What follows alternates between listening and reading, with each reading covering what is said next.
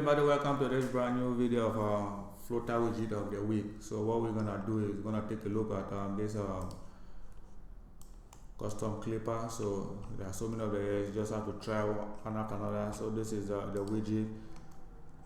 You see, of course I've already imported my package. This is it here. So I import this one. So this is all about the widget. Here, as you can see, it's all about a widget. So you can try so many of them. So let me just run my app.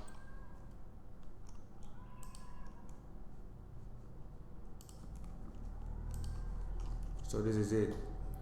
So you can try all of them, and you come from there, you choose a result that you really want. This is what I've just chosen for this my app. So thanks guys for watching. Love and share this video. And if you have not subscribed or you are new here, please hit the subscribe button on today. See you.